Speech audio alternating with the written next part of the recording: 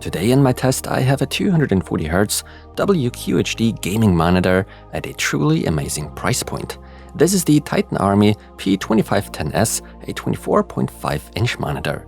I've often been told that 1440p is the perfect sweet spot for work and especially gaming in terms of pixel density and overall sharpness. But what about the build quality? Is the monitor going to fall apart right away, or is it actually decent in that respect?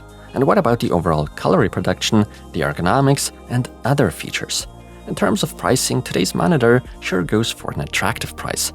When heading over to Geek Maxi, you're currently spending €240 over here in Europe, and as a matter of fact, can make use of one or the other discount. Same can be said about the Amazon deal in the US. We are effectively looking at $260. So yes, it is a monitor at a truly attractive price. But should you really buy this P2510S by TITAN ARMY, or would it be wiser to spend a few bucks more? As far as what comes included, we're looking at the screen itself, the base and stand, both of which are extremely lightweight. Then there's the power cord and a 48-watt power supply, a DisplayPort cable, and the usual paper documentation. This time, however, there's a factory calibration report included. The monitor is assembled in no time. Simply place the stand on the base and then let it snap into place with the screen. Unfortunately, the P2510S only has a single ergonomic feature, and that is tilting. That's an angle of 5 to 20 degrees. So there's no height adjustment, no swivel, nor pivot functionality. Personally, I miss the height adjustment in particular. What a shame. What I noticed right away was how much cheap plastic has been used here. This is not only noticeable in terms of weight, but also in terms of the overall appearance. This, of course, means that the screen tends to wobble for quite a while after it has been given a quick nudge. Nonetheless, the stand and base are strong enough to support the screen without any problems. The stand does come with a red cable holder as a little extra, so to speak, to at least keep things a little tidier on one's desk, cable-wise. Now, what is the TITAN ARMY monitor equipped with at its very core? The screen size comes in at an unusual 24.5 inches. The heart and soul of the device is a responsive IPS panel that sports a resolution of 2560 by 1440 pixels, a color depth of 8-bit, and according to the manufacturer, covers 126% of the sRGB and 92% of the DCI-P3 color gamut. The refresh rate is 240 Hz, coupled with a response time of just a single millisecond.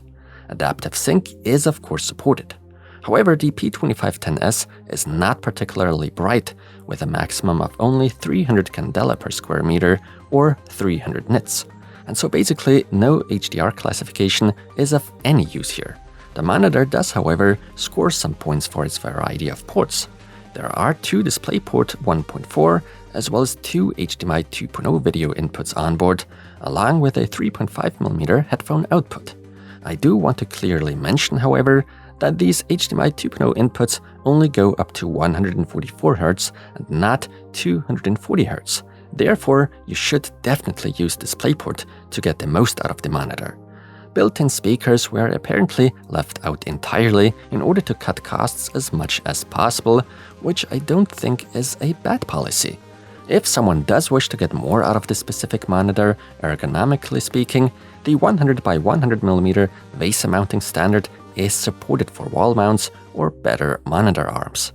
The OSD menu is actually very feature-packed, but I initially had to deal with Chinese, a language I unfortunately do not understand due to the somewhat tricky individual physical buttons. It took me a while to find my way back to English.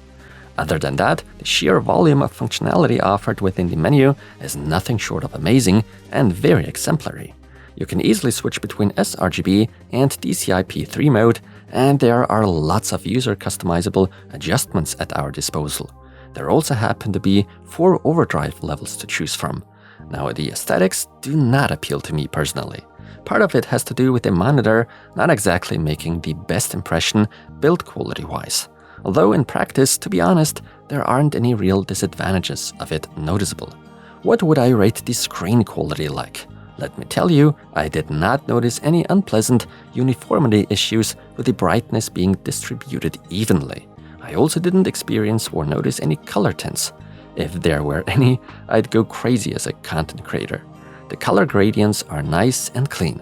Even without recalibration, I think the panel's color reproduction and accuracy is very good. But I would like to point out that the P2510S out of the box is set to run at excessively warm colors for my standards. A quick trip into the OSD menu fixes this, although even the standard, or to be precise, natural setting is way too warm, yellowish for my liking. So it seems for the cold-blooded person I apparently am, I have to go with the cool color setting to feel comfortable. So this is by far the warmest monitor I have come across so far in terms of factory default color display, which is not necessarily desirable, although can be fixed quickly. The viewing angles are good, as is typical for IPS, although of course at extreme angles there's our well-known IPS glow. I would totally agree with the claim by Titan Army and also by many gamers that 23 to 24, or in this case 24.5 inches, are close to perfect as a screen size for esports gaming. Everything's still visible in your close field of vision that way. I will admit that my gaming skills on 27 and 32-inch monitors get worse significantly because I simply lose myself in too much monitor real estate. Apparently, it's not only me who feels this way, as I always thought for a long time. The refresh rate of 240Hz is great. It is true that one can argue how big of a jump between 160 and 240Hz is actually noticeable, but the low input lag coming along with it and the elimination of screen tearing thanks to adaptive sync is a real pleasure if you ask me. But that doesn't only apply to the monitor tested today, of course. Basically, you can look at it this way: while today's Titan Army P2510S, with its refresh rate of 240Hz, really shines within its price range, it offers a lot of tech, there also are competing models, some of which are cheaper and come with better build quality and ergonomics. Please do keep in mind, though, that those usually come with a refresh rate lower than 240Hz. So this then raises the question whether 240Hz really makes that much of a difference compared to 160 or let's say 180Hz. As a non-gamer, I would say that I don't notice as great of a difference between 160 and 240Hz that I would sacrifice ergonomic features for it. However, I do not want to downplay the technical achievement that a 240Hz refresh rate clearly is, because it sure is a great thing. The measured power consumption of the screen at various brightness levels and at different hertz settings is constantly satisfactory. One cannot complain about that. Conclusion. Whichever way you look at it, I still come to the final conclusion that the Titan Army P2510S is undoubtedly impressive from a performance perspective. However, if you have a slightly higher budget ready to spend, you could invest in a monitor with comparable performance but with more ergonomic features by simply getting a more expensive model. Although that is not the norm or general takeaway, but I think it's good that we are offered such a decent middle ground to choose from. Therefore, the Titan Army P2510S is worth recommending to its target group. What are your thoughts on the 240Hz monitor I reviewed? Would you consider 240Hz too overkill for you, and would you, hypothetically speaking, give up some of the refresh rate for more ergonomic features? Now, if you enjoyed the video, I'd as always very much appreciate a like, and if not, just hit the dislike button. With that in mind, thank you all so much for watching, and until the next one.